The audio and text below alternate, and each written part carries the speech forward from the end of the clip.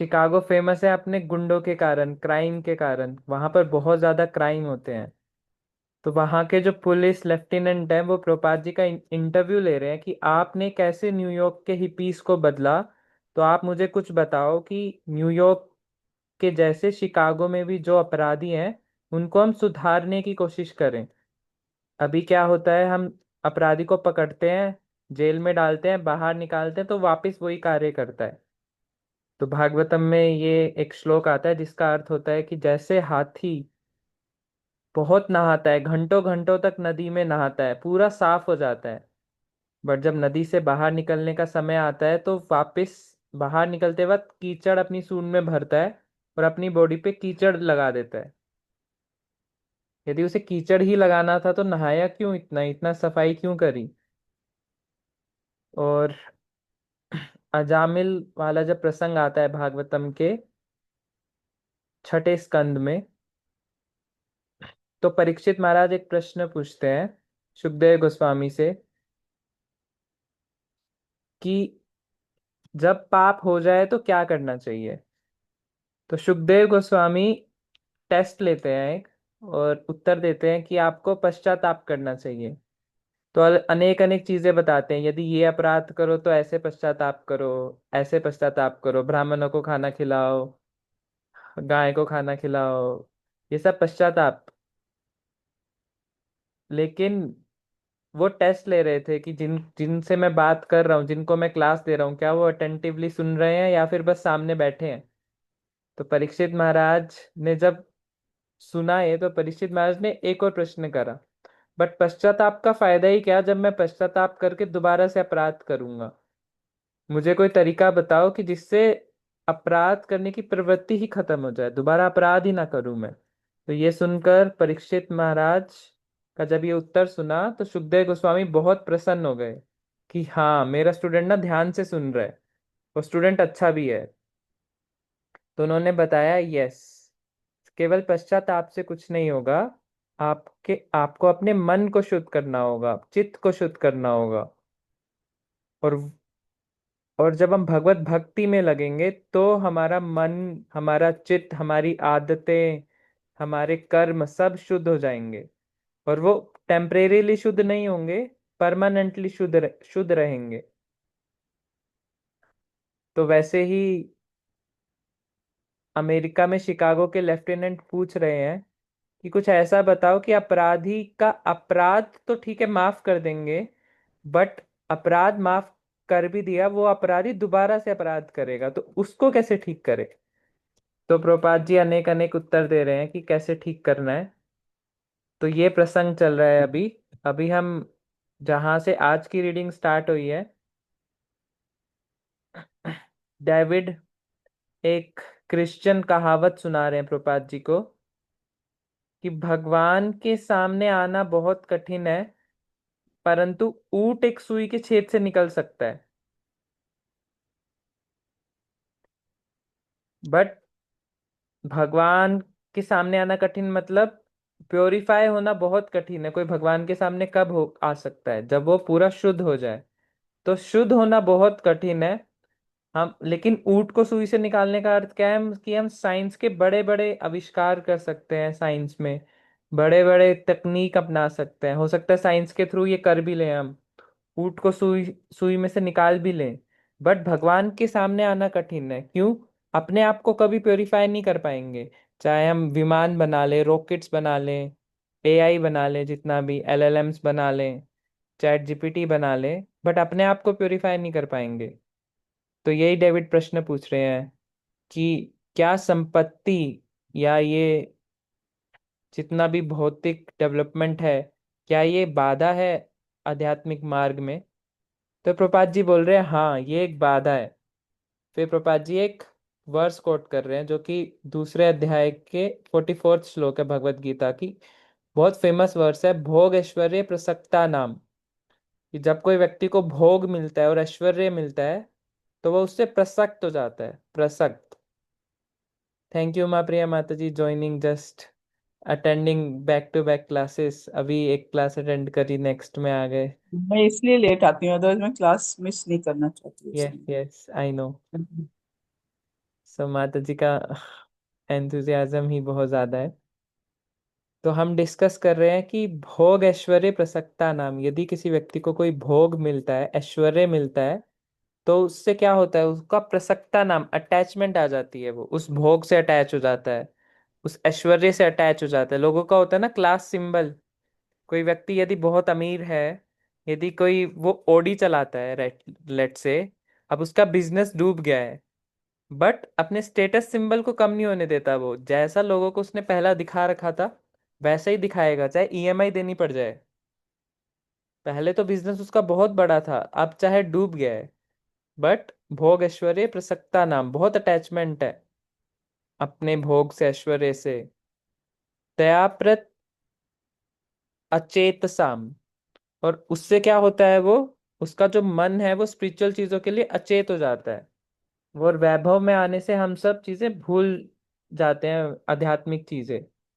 और एक बार ये हो जाए तो वयवसात्मिका बुद्धि। वयवसात्मिका बुद्धि क्या होता है कि एकनिष्ठ बुद्धि, जो सोचा है वो ही करना है, कोई डिस्ट्रैक्शन नहीं है। आजकल तो डिस्ट्रैक्शन, चारों तरफ से डिस्ट्रैक्शन है। कोई भी कार्य करो डिस्ट्रैक्शन, फोन, व्हाट्सएप, इंस्टाग्राम, घर पे ही, राइट, डिस्ट्रैक्शन डिस्ट्रैक्शन। तो वर्ष में आ रहा है वयवसात्मिका बुद्धि, एक निष्ठ हमारी बुद्धि, समाधो न विधीयते, वो कभी समाधि में नहीं आ पाती, हमेशा डिस्टर्ब्ड रहते हैं, डिस्ट्रैक्टेड रहते हैं, ये भी कर लें वो भी कर लें, बट एक बुद्धि नहीं आ पाती, एक निष्ठ भक्ति। पहले स्कंद में कुंती महारानी भी यही बोलती हैं। वो बोलती हैं कि आप कृष्ण को बोलती हैं कि आपको पाना कितना कठिन है, बड़े बड़े परमहंसा ही आपको पा पाते हैं, सभी लोग तो इसी भोग में ही रहकर रह जाते हैं। तो वो बताती हैं कि जो भोग है वो भी एक टाइप की रुकावट है आपको पाने के लिए। ऐसे ऐसे मल्टीपल चीजें आती हैं कि भगवान को, ऐसी क्या चीजें हैं कि कुछ लोग भगवान को नहीं पा पाते, क्या कारण रहता है। तो उसमें से कुछ कारण ऐसा रहता है कि किसी की बहुत हाई जन्म है, हाई पेरेंटेज, पेरेंट्स बहुत बड़े व्यक्ति है उनके, तो वो व्यक्ति भगवान से इतना कनेक्ट नहीं कर पाता। कुछ एक्सेप्शनल केस है तो अलग बात है, बट नॉर्मल बात हो रही है लेमन टर्म्स में। और क्या है, यदि कोई बहुत ज्यादा सुंदर है, तो वो अपनी सुंदरता से इतना अटैच होता है कि उसे मन ही नहीं करता कि भगवान से अटैच होना है। धनी है, धनवान, बुद्धिमान, ये सब मटेरियल टर्म्स में भगवान की तरफ जाने में रुकावट बनती है नॉर्मली, बट एक्सेप्शनल केस भी हमारे पास आते हैं।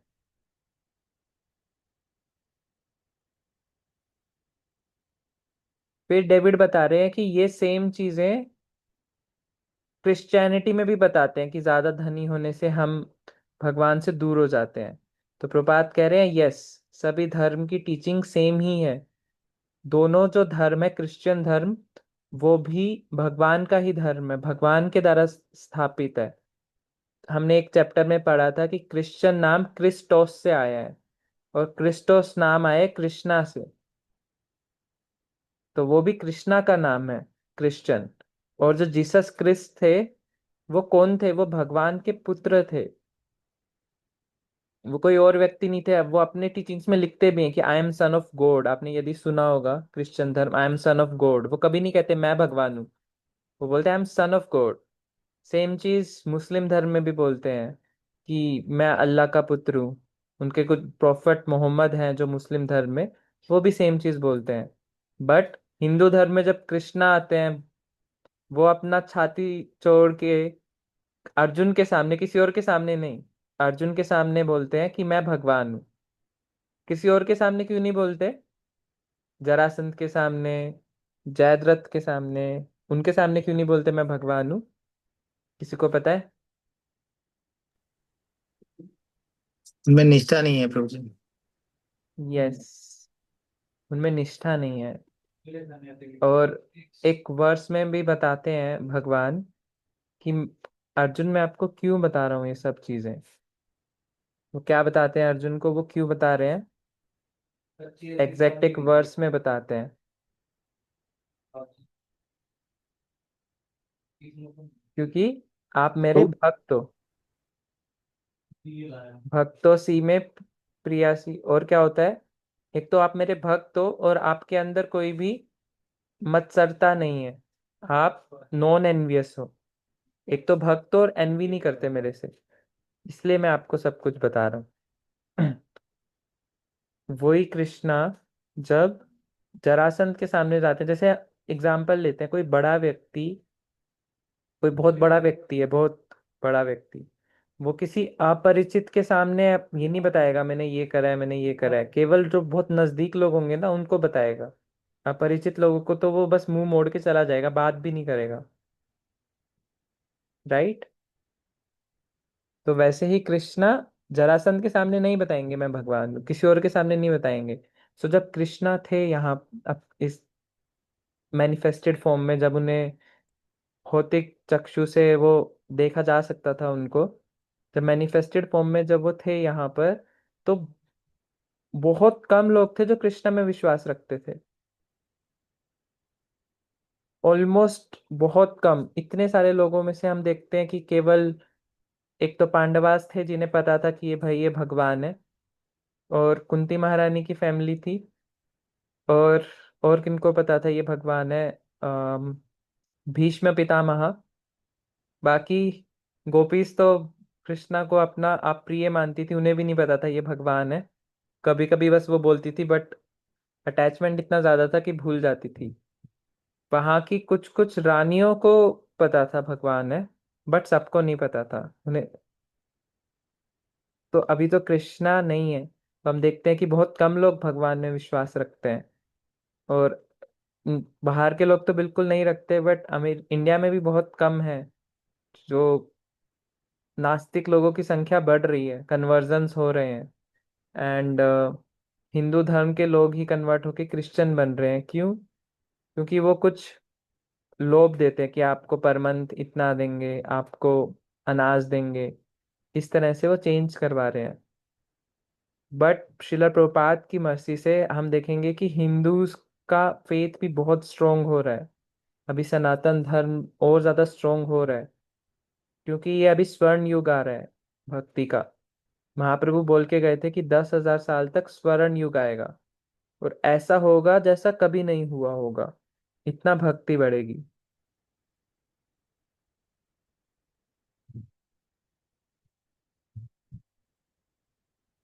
हाँ जी। और क्या डिस्कस हुआ था आज की रीडिंग में?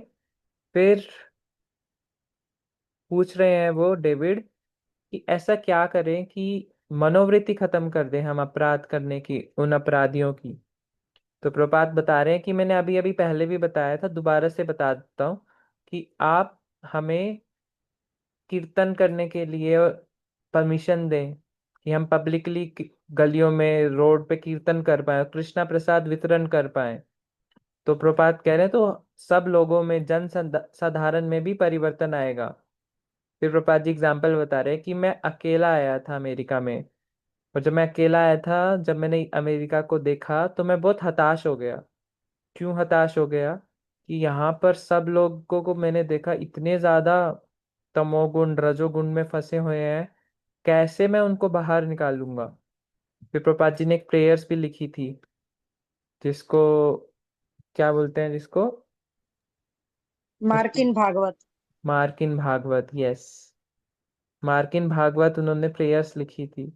फिर उन्होंने भगवान को कहा था कि ठीक है, मेरे अंदर तो नहीं है कुछ शक्ति, लेकिन जब आपका मैं नाम लूंगा, आपकी कथा करूंगा, तब हो सकता है कुछ हो पाए। तो फिर वो भगवान से प्रेयर करते हैं कि आप ही करवाओगे, मुझे नचाओ जैसे नचाना है, बट आप ही मेरी हेल्प करो। तो भगवान कभी किसी के में, जैसे कोई बड़ा व्यक्ति होता है, वो बड़ा व्यक्ति के कार्य करने के लिए नौकर चाकर होते हैं, बट वो बड़ा व्यक्ति खुद कोई कार्य नहीं करता। वैसे ही भगवान उनको सृष्टि चलाने के लिए पर्सनली कुछ नहीं करते, उनकी शक्तियां हैं, सब कुछ है। लेकिन जब कोई भगवान का डिवोटी भगवान से प्रार्थना करता है, तब भगवान पर्सनली आते हैं। तो प्रभुपाद जी ने जब प्रार्थना करी कि आप सब इन जितने भी यहाँ पर लोग हैं अमेरिका में, इन सब इन सब को गुणों से मुक्त करो, मैं आपका नाम कीर्तन करूंगा, बट एक्चुअल चेंज तो आप ही ला सकते हो। तो जब उन्होंने प्रार्थना करी तो भगवान ने दिखाया। फिर उसके बाद जैसे जैसे एस्कॉन बढ़ा, 11 वर्षों के अंदर इतना बढ़ गया। वो भूतो ना भविष्यति, वो ना कभी हो सकता था, ना कभी नेक्स्ट इतना बड़ा कुछ हो पाएगा। आज भी अमेरिका में एस्कॉन मूवमेंट थोड़ा सा कम हो गया है, ट्राई कर रहे हैं। इंडिया में बहुत तेजी से फैल रहा है, तो एक टाइम आएगा जब इंडिया में इतना ज्यादा फैलेगा तो इंडिया से ही फूटेगा। और वो धीरे धीरे फूट भी रहा है। कैसे फूट रहा है? इंडिया से ही डिवोटीज अमेरिका जाकर प्रचार कर रहे हैं। क्या एग्जाम्पल्स क्या है हमारे पास? अमरिंदर प्रभु इंडिया हम्म। बेस्ड है, बट अमेरिका रहकर प्रचार कर रहे हैं। और आदि गदाधर प्रभु। तो अभी जो नेक्स्ट रेवोल्यूशन आएगी दूसरे देशों में, वो इंडिया के थ्रू आएगी। और केवल एक भक्त के थ्रू नहीं, इंडिया से हजारों हजारों भक्त जाएंगे प्रीचिंग करने के लिए। तो क्योंकि महाप्रभु बोल के गए हैं, अमार आज्ञा गुरु हो या तारे ही देश। ये मेरी आज्ञा है कि आप गुरु बनिए। और करना क्या है गुरु बन के? जा रे देखा तारे कहा कृष्ण उपदेश। जिनको देखोगे, जा रे मतलब जिनको देखो, तारे कहो, उनको क्या कहना है? कृष्णा का उपदेश कहना है उनको। तो प्रपात जी उनसे परमिशन मांग रहे हैं कि आप हमें कीर्तन करने की परमिशन दिया करो, उसको रिजेक्ट मत करा करो प्रसाद।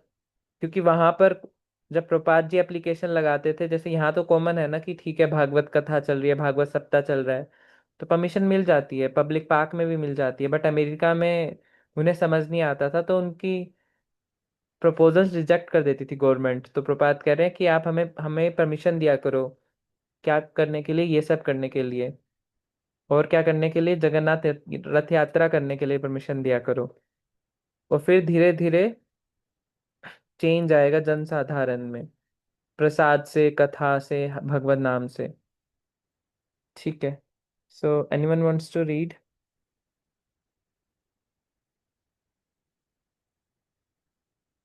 मुझे स्क्रीन शेयरिंग हुई थी क्या? हाँ, यस माता जी, वेरी वेरी थैंक यू, बहुत अच्छे से जी हुआ जी। था। नहीं नहीं, मैं पूछ रही, मुझे लगा मैडम म्यूट पे था एक्चुअली, तो मैं उस टाइम बोल नहीं पाई, मैं करती थी। हाँ जी, थैंक यू माता ji for sharing screen. Okay, सीमा यादव माता जी, आपके दर्शन नहीं हो रहे हैं, अगर आप रीड करना चाहते हैं तो।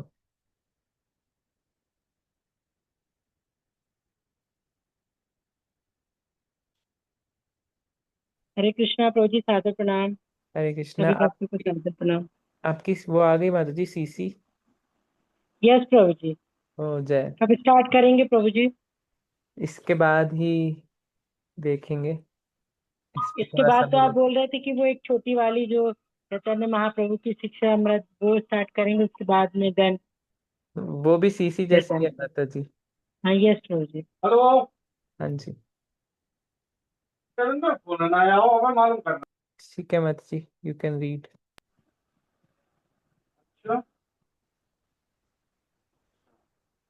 तो यहाँ से स्टार्ट करना है, शील प्रभुपाद से।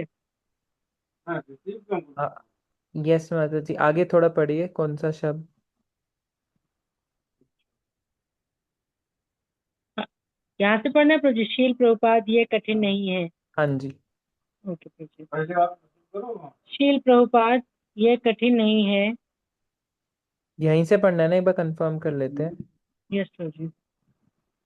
बृहस्पति माता जी, यहीं से पढ़ना है। प्रभु जी, डेविड ने क्वेश्चन किया ना कि आप ऐसे कार्यक्रम को धन्यवाद में आरंभ करना चाहते हैं। यहाँ ये इस क्वेश्चन से। अच्छा, प्रभु जी, पेज नंबर बुक में बता देंगे आप मुझे? दो माता सौ जी सत्रह है माता जी। 215। टू हंड्रेड एंड कौन सा प्रभु? सेवेंटीन 270। ओके प्रभु जी, डेविड से पढ़ना है। जी। नीचे जो दिया है, क्या आप ऐसा कार्यक्रम को धनी वर्ग में आरंभ करना चाहते हैं?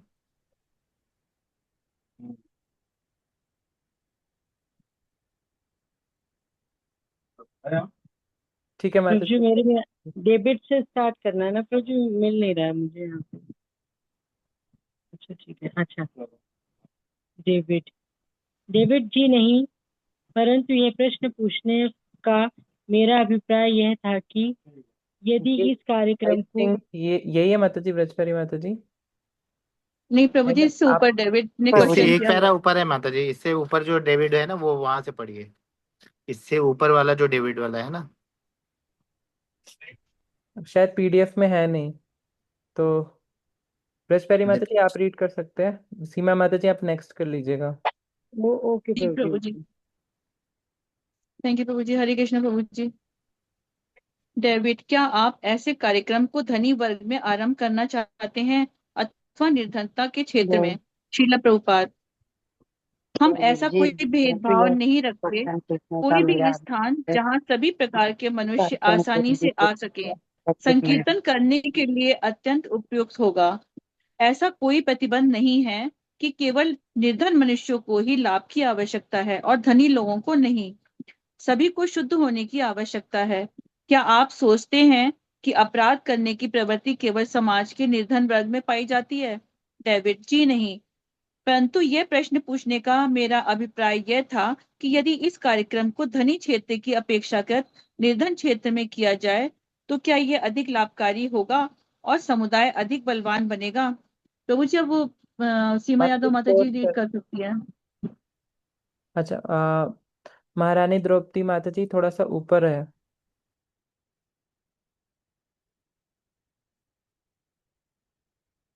थोड़ा सा और ऊपर, हाँ जी। हाँ यहाँ से, यही यहीं से है ना माता जी, स्क्रीन पे।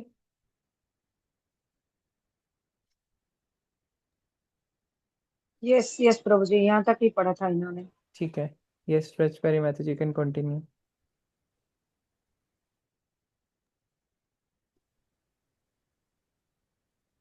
प्रभु जी, मैं पढ़ूं? हाँ जी। शीला प्रभुपाद, हमारी चिकित्सा आध्यात्मिक दृष्टिकोण से रोगी व्यक्ति के लिए है। जब किसी व्यक्ति को रोग होता है तो निर्धन और धनवान के बीच कोई भेद नहीं रखा जाता। दोनों को एक ही चिकित्सालय में भर्ती किया जाता है। इस प्रकार भैया, चिकित्सालय एक ऐसे। हाँ जी जी, प्रभु जी। हाँ जी आप पढ़िए, स्क्रीन पे थोड़ा एसिंग हो गया था, वो बता रहा था, आप पढ़िए। दोनों को एक ही चिकित्सालय में भर्ती किया जाता है। जिस प्रकार चिकित्सालय एक ऐसे स्थान पर होना चाहिए जहां निर्धन और धनवान दोनों प्रकार के मनुष्य सरलता से आ सकें, उसी प्रकार संकीर्तन करने की सुविधा का स्थान भी ऐसा होना चाहिए जहां सभी लोग आसानी से पहुंच सकें। क्योंकि सभी लोग भौतिक दृष्टिकोण से दूषित हैं, अतः सभी को संकीर्तन का लाभ उठा सकना चाहिए। कठिनाई तो ये है कि धनी मनुष्य सोचता है कि वह पूर्ण रूप से स्वस्थ है, यद्यपि वह सबसे बड़ा रोगी है। परंतु पुलिस अधिकारी होने के कारण आप भली भांति जानते हैं कि धनी और निर्धन दोनों प्रकार के मनुष्यों में अपराध करने की प्रवृत्ति समान है। तो हमारी कीर्तन की विधि सभी के लिए है, क्योंकि ये हृदय को स्वच्छ करती है, चाहे वह मनुष्य वैभव पूर्ण हो या निर्धन। अपराध पूर्ण आदतों को स्थायी रूप से बदलने का एकमात्र ढंग है अपराधी के हृदय में परिवर्तन लाना। जैसा कि आप अच्छी तरह जानते हैं, बहुत से चोर कई बार बंदी बनाए जाते हैं और कारागार में रखे जाते हैं। यद्यपि वे जानते हैं कि यदि वे चोरी करेंगे तो वे कारागार में भेजे जाएंगे, फिर भी वे अपने स्वच्छ अस्वच्छ हृदय के कारण चोरी करने के लिए बाध्य होते हैं। अतः अपराधी के हृदय को स्वच्छ किए बिना मात्र अधिक कठोर कानून व्यवहार में लाकर आप अपराध को नहीं रोक सकते हैं। चोर और हत्यारे को पहले से ही कानून का ज्ञान होता है, फिर भी वे अपने अस्वच्छ हृदय के कारण बारंबार हिंसक अपराध करते हैं। अतः हमारी विधि हृदय को स्वच्छ करना है, तब इस भौतिक संसार की सभी समस्याएं हल हो जाएंगी। तो मुझे आगे पढ़ना। वी कैन पॉज माता ji here, thank you for reading. Okay, thank you प्रभु। थैंक यू महारानी द्रौपदी माता जी, आपने इतनी अच्छी सर्विस करी। वरना हम तो बिना पीडीएफ के ही ट्राई कर रहे थे, बट थैंक यू। आशा करूंगा कल भी प्लीज शेयर कर दीजिएगा। जी जी sure Prabhu ji. Yes.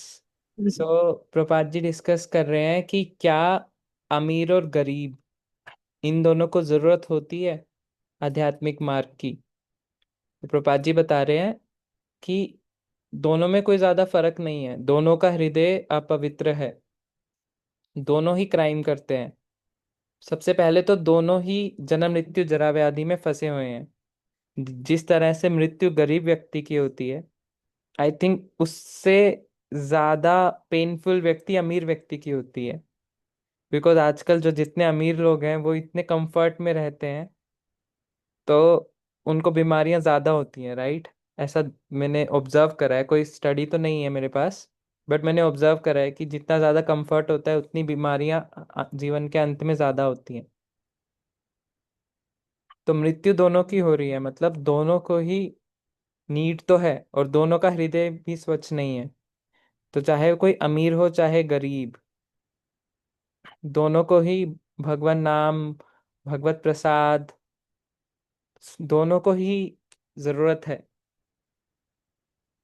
But जो अमीर व्यक्ति होते हैं वो इतना ज्यादा भोग ऐश्वर्य में रहते हैं कि उन्हें लगता ही नहीं कि इसकी भी नीड है।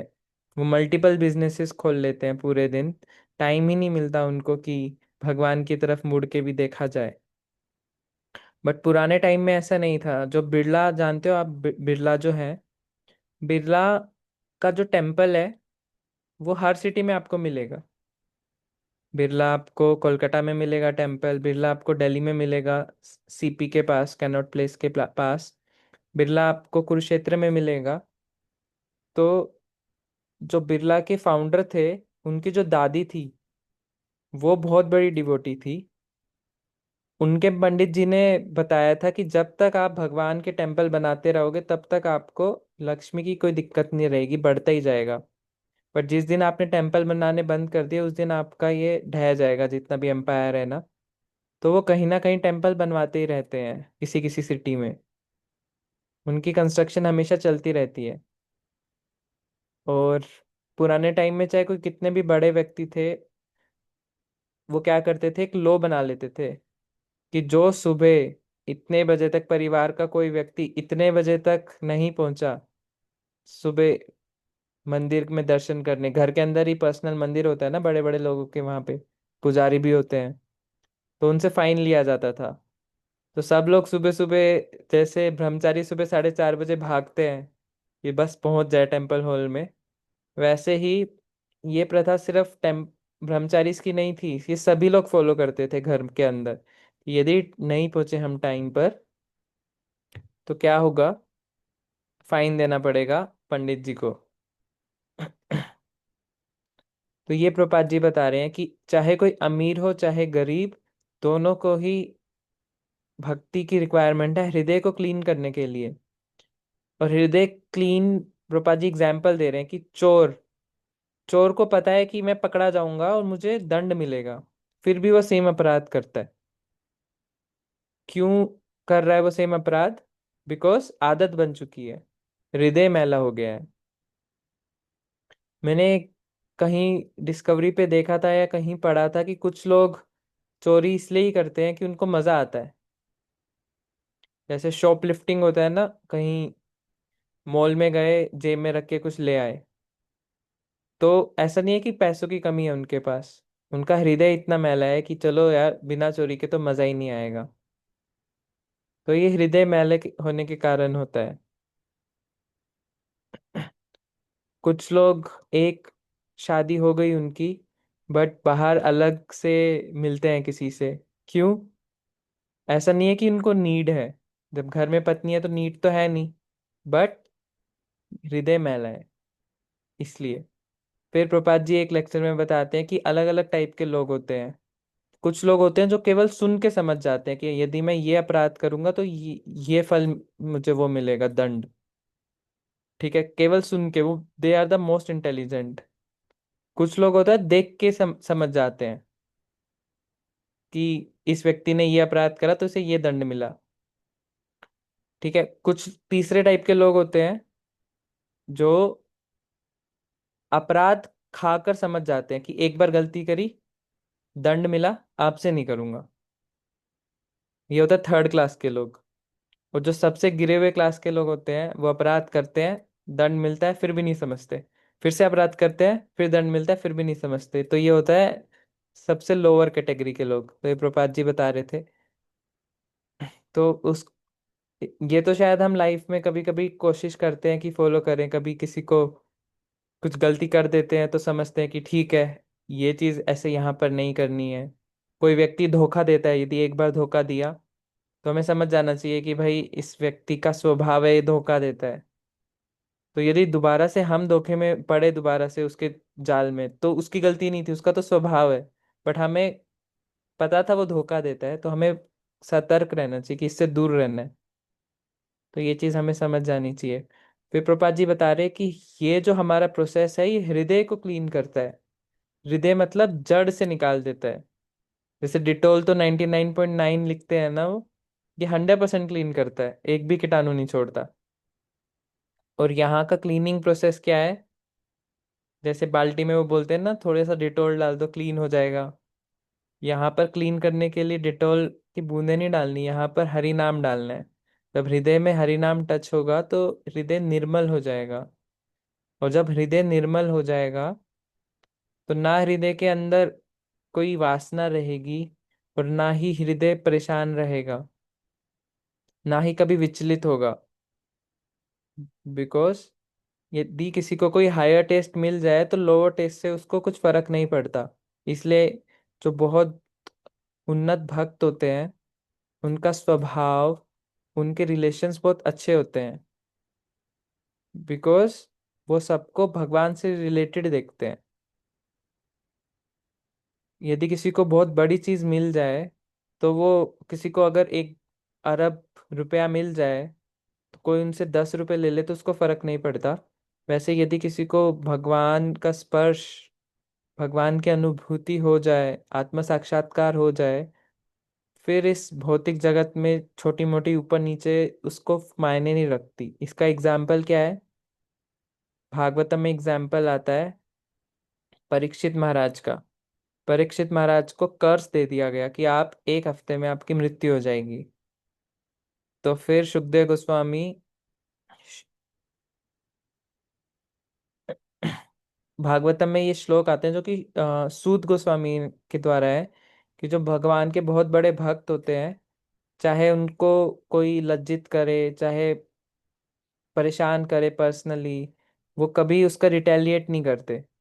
जैसे परीक्षित महाराज थे, उन्होंने उसको सह लिया, कोई बात नहीं। वो चाहते तो दो चीज कर सकते थे। एक तो इतने बड़े राजा थे वो, राजा को कोई कुछ बोल दे तो क्या होता है, सैनिक आते हैं ना, पकड़ लेते हैं कि राजा को ऐसे कैसे बोल दिया। फिर या तो उसकी पिटाई करेंगे या हो सकता है मार भी दे।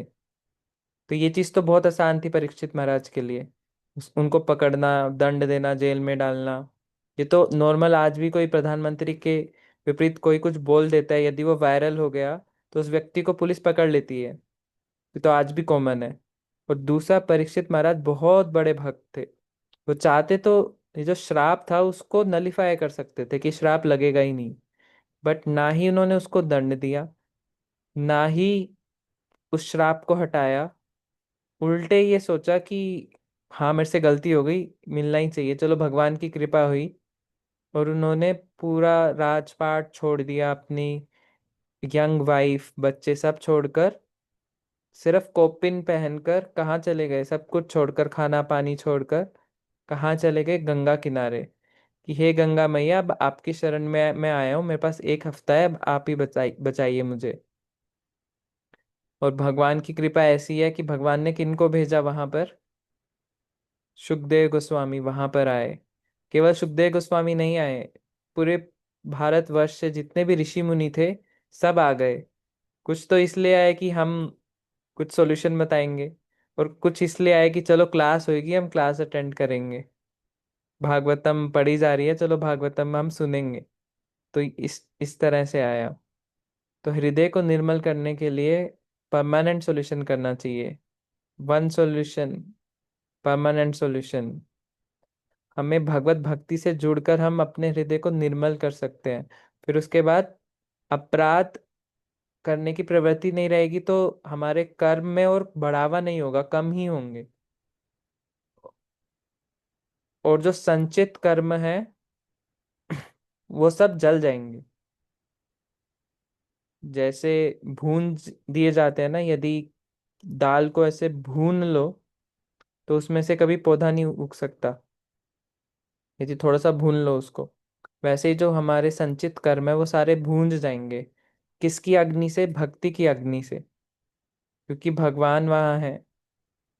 और जो हमारे इस जन्म के जो कर्म है वो हमें भोगने पड़ेंगे। शरीर तो मिल गया, तो ये हमें भोगने पड़ेंगे। तो ये जन्म के कर्म भोग के खत्म हो जाएंगे, पिछले जन्मों के कर्म कर्म भगवान खत्म कर कर देंगे। तो वो व्यक्ति पूर्ण रूप से निर्मल हो जाएगा, और अगले जन्म में जाने की भी जरूरत नहीं है, इसी जन्म में सारे कर्म खत्म हो जाएंगे। तो ये सब भक्ति की ग्लोरीज हैं। सो यहीं पर हम विराम देंगे आज की बुक रीडिंग सेशन को। यदि किसी भक्त के कोई प्रश्न है या प्रभु जी ये चैप्टर ना क्यूरियोसिटी, खत्म होने वाला है, बिल्कुल 2 ही मतलब थोड़े थोड़े। कैन यू कम अगेन माता जी? प्रभु जी ये चैप्टर ना खत्म होने वाला है, छोटा छोटा 2 ही पैराग्राफ है यहाँ पे। अच्छा, चैप्टर दो भी ही खत्म होने पैराग्राफ वाला है। है। कितना, एक पेज से ज्यादा है? नहीं मत प्रभु जी, 1 पेज भी नहीं है पूरा। अच्छा, फिर खत्म कर लेते हैं। जी प्रभु जी मैं शायद। सीमा यादव माता जी, आप रीड कर लीजिए। यस।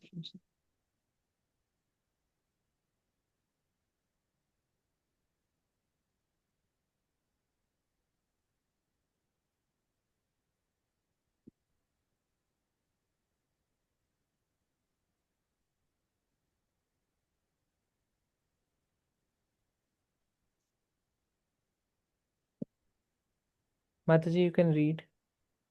यस प्रभु जी। डेविड, श्रीमान, ये बहुत कठिन कार्य है। शील प्रभुपाद, ये कठिन नहीं है।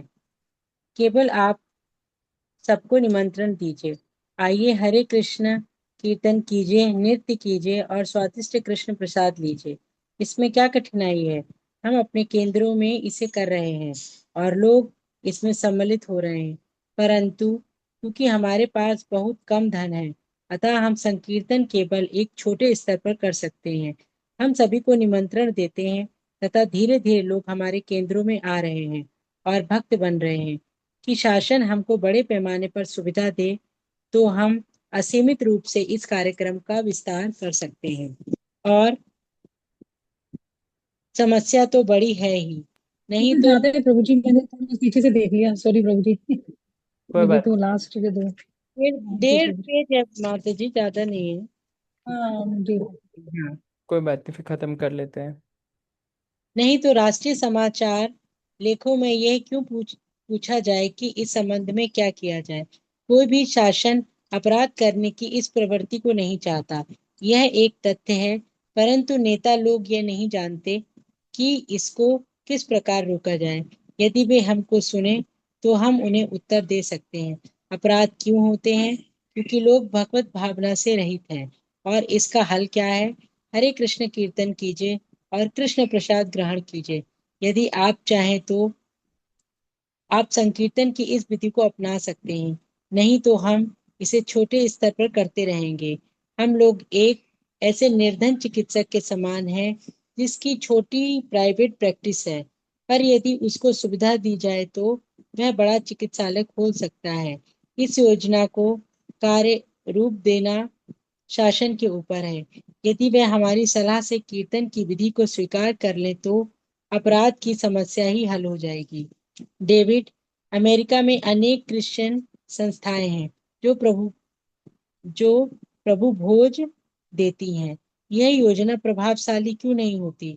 यह हृदय को स्वच्छ क्यों नहीं कर रही है? शील प्रभुपाद, स्पष्ट कहूं तो मुझे एक भी सच्चा क्रिश्चियन पाने में कठिनाई होती है। तथाकथित क्रिश्चियन बाइबल की आज्ञाओं का पालन नहीं करते। बाइबल में दिए गए 10 आदेशों में से एक है, तुम हत्या नहीं करोगे।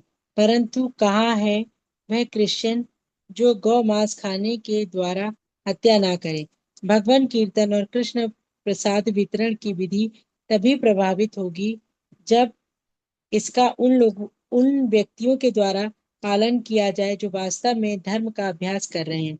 मेरे शिष्यगण धार्मिक सिद्धांतों का दृढ़ता से पालन करने के लिए प्रशिक्षित किए गए हैं और इसलिए उनके द्वारा किया गया भगवान नाम कीर्तन अन्य लोगों के कीर्तन से भिन्न है। हरे कृष्ण भक्तों की केवल रबड़ की मोहर वाली स्थिति नहीं है, क्यों उन्होंने भक्ति के अभ्यास के द्वारा भगवान नाम की शुद्धिकारक शक्ति की अनुभूति कर ली है। डेविड, श्रीमान जी, क्या यह कठिनाई नहीं है कि पुजारी और भक्तों का एक छोटा सा क्षेत्र धार्मिक सिद्धांतों का भले ही पालन करे, परंतु जो कनिष्ठ लोग हैं वे विचलित हो जाते हैं और समस्या खड़ी कर सकते हैं। उदाहरण के लिए कल्पना कीजिए कि हरे कृष्ण अभियान क्रिश्चियनिटी की भ्रांति एक विशाल रूप से धारण कर ले। तो लोग अभि तो लोग अभियान के तो लोग अभियान के एक किनारे पर हैं, उनके साथ व्यवहार करने में क्या आपको समस्या पेश नहीं आएगी? अर्थात ऐसे लोग जो अनुयायी होने का स्वांग करते हैं परंतु वास्तव में अनुयायी नहीं है। श्रील प्रभुपाद, यह संभावना तो सदैव रहती है, परंतु मैं तो केवल इतना कह रहा हूँ कि यदि आप सच्चे क्रिश्चियन नहीं हैं तो आपका प्रचार प्रभावशाली नहीं होगा।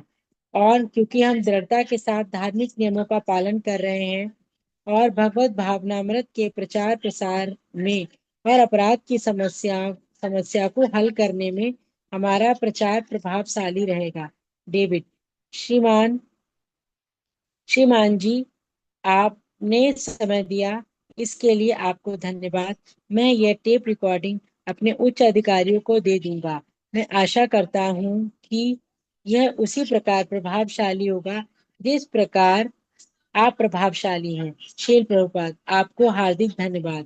थैंक यू प्रभु जी for reading. Hare Krishna. David का पहला प्रश्न था कि ये प्रोसेस बहुत डिफिकल्ट है। तो प्रपात जी क्या बता रहे हैं, कहाँ डिफिकल्ट है? स्टैंड, डांस, ईट, कुछ करना ही नहीं है इसके अलावा। यदि कोई केवल चैन डांस ईट करे तो उसे कोई जरूरत नहीं है कोई भी फिलोसफी सीखने की, कुछ भी बुक रीडिंग करने की। बट क्योंकि हमारा अभी हृदय क्लीन नहीं है, तो हमारे अंदर अपराध करने की प्रवृत्ति है। तो उसको क्लीन करने के लिए हम अपनी अंडरस्टैंडिंग बढ़ानी है और समझना है। इसलिए बुक रीडिंग की आवश्यकता है, लेक्चर्स की आवश्यकता है, वरना कोई आवश्यकता नहीं है यदि किसी का हृदय क्लीन हो जाए। केवल चैन डांस और ईट। तो प्रपात जी कह रहे हैं कि मेरा तो छोटा सा चिकित्सालय है, यदि आप फैसिलिटीज दोगे तो मैं बड़ा हॉस्पिटल खोल दूंगा। तो जैसे प्रपात जी ने पूरे अर्थ पे ही बहुत सारे हॉस्पिटल खोले हैं। जब प्रपात जी 11 साल थे तो उन्होंने टोटल 108 हॉस्पिटल्स खोले थे पूरे वर्ल्ड में। और अभी एस्कॉन्स की ऑलमोस्ट कितनी कितनी शाखाएं हैं, किसी को कुछ आइडिया है? 800 के आसपास। यस माता जी। 800 तक का मैंने सुना था। 800 टेम्पल्स। 800 टेम्पल्स। यस। इट्स तो प्रपात 800 जी। यस। यस माता ji. Plus. Yes more eight then. Hundred plus. और ये 800 प्लस आई थिंक टेम्पल है या इसमें इंक्लूडेड हैं छोटे सेंटर्स भी? As far as to my memory, इसमें हमारे नामहट सेंटर्स भी हैं। Okay. Still it's a big number. 800 प्रपात जी ने हॉस्पिटल्स खोले हैं, किस लिए? हृदय को साफ करने के लिए। हृदय साफ हो जाएगा तो और कोई बीमारी नहीं आएगी? प्रभु जी, ये टेम्पल्स ही 800 है। सेंटर्स मिलाकर ज्यादा है, 1200 या ऐसा कुछ है। अच्छा। 800 तो टेम्पल है, मैंने जितना, मेरी नॉलेज है, मैंने जितना सुना है। थैंक्स सेंटर्स माता तो जी फॉर छोटा है। करेक्शन। थैंक्स फॉर माता ji for correction. Okay. Hare Krishna. Hare Krishna. Yes. तो whatever the number is वो बढ़ ही रहा है, तो आपके मन में जो भी नंबर है वो कुछ समय में नंबर गलत हो जाएगा, बिकॉज टेम्पल और बढ़ जाएंगे। तो करेक्शन हर रोज करना पड़ेगा, बिकॉज नए नए टेम्पल खुल रहे हैं। सो फिर उन्होंने प्रश्न पूछा था कि क्रिश्चियन लोग भी तो भगवत प्रसाद बांटते हैं, तो कुछ फर्क क्यों नहीं आता? तो क्या उत्तर दिया था प्रपात जी ने? कि वो क्रिश्चियनिटी का अच्छे से पालन नहीं कर रहे हैं। उसमें जो 10 इंस्ट्रक्शन है, उसमें से जो एक भी इंस्ट्रक्शन वो पालन नहीं कर रहे हैं, जैसे कि तुम हत्या नहीं करोगे, उसमें आया है, पर वो कर रहे हैं। गायों का भी हत्या करते हैं, पशुओं का भी हत्या करते हैं। तो ये पॉइंट प्रभुपाद ने बताया था।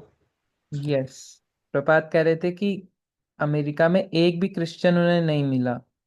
जो वहाँ के पादरी भी होते हैं ना, क्रिश्चियन के जो पंडित जी होते हैं पादरी, वो भी 4 नियम तोड़ते हैं।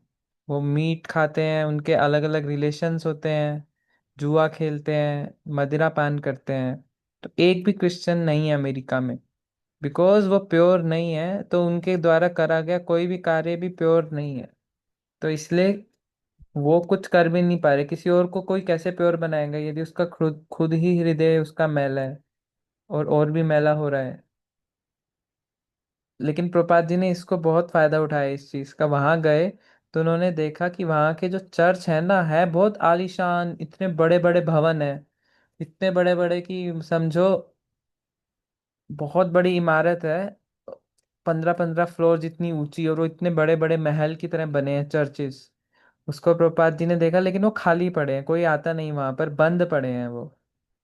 तो प्रपात जी ने देखा, प्रपात जी तो भक्त है, उन्होंने देखा कि इसको मैं खरीद लेता हूँ। उसको बहुत सस्ते दामों पर खरीद लिया। और वहां पर खुले हैं एस्कॉन।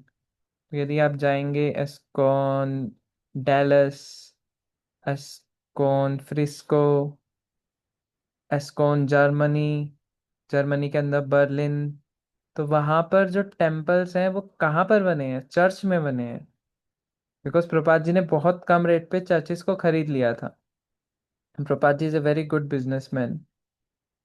फिर नेक्स्ट प्रश्न पूछ रहे हैं वो कि आपका मूवमेंट इतना बड़ा हो जाएगा तो कुछ लोग जो सही से फॉलो नहीं कर रहे वो तो हो सकता है छूट जाए इसको उनसे, राइट? उसका क्या उत्तर है? ज्यादा बड़ा होगा तो आप सबकी केयर नहीं कर पाओगे, सबसे बात नहीं कर पाओगे, इतना समय नहीं होगा। तो प्रपात जी क्या उत्तर दे रहे हैं कि हाँ जी, इसलिए उन्होंने एक सॉल्यूशन दिया है इसका कि यदि सभी भक्त 4 रेगुलेटरी प्रिंसिपल का पालन करेंगे और हरे कृष्णा मंत्र करेंगे तो सभी साथ में रहेंगे। तो प्रपात जी बोलते थे यूनाइटेड वी स्टैंड, यदि जब तक हम साथ में हैं तब तक हम खड़े हैं, और यदि हम अलग अलग हो गए तो हम पुल डाउन हो जाएगा हमारा। तो सभी को वो बोलते थे कि आप हरे कृष्णा महामंत्र करिए और 4 रेगुलेटरी प्रिंसिपल्स का दृढ़ता से पालन करिए। और उसके बाद 10 खत्म हो गया। नो, एंड जो शिकागो के लेफ्टिनेंट है वो कह रहे हैं कि रिकॉर्डिंग कर लिया गया है और इसको अब वो और उच्च अधिकारियों को सुनाएंगे। तो प्रपात जी की महानता का एक्सेप्टेंस वहाँ की गवर्नमेंट भी कर रही थी। गवर्नमेंट जो मिलियंस रुपीस देकर वहाँ के हिप्पीज को ठीक नहीं कर पा रही थी, वो प्रपात जी ने ऐसे ही कर दिया अपनी प्योरिटी से। तो आप सभी भक्तों से प्रार्थना है कि मुझ पर भी थोड़ी कृपा करें कि मैं भी थोड़ा क्लीन हो पाऊँ अपने चित्त से, और अपराध करने की जो भी प्रवृत्ति है मैं उसको हटा पाऊँ। बोलते वक्त आप सभी मेरे से सीनियर हैं, बोलते वक्त आप मेरे को इंस्पिरेशन देने के लिए मुझे चांस देते हैं बोलने का, बट आप सभी को सबसे ज़्यादा ज्ञान है। तो आप सभी से प्रार्थना है कि मैं भी क्लीन हो पाऊँ, मैं भी ठीक से भक्ति कर पाऊँ। तो यहीं पर क्लोज करते हैं। सो सभी के श्री चरणों में मेरा प्रणाम। वाञ्छा कल्पतरुभ्यश्च कृपा सिन्धुभ्येव च पतितानां पावनेभ्यो वैष्णवेभ्यो नमो नमः। अनंत कोटि वैष्णव वृंद की जय, विष्णु ठाकुर की जय, निताय गौर प्रेमानंदे। हरि हरि बोल।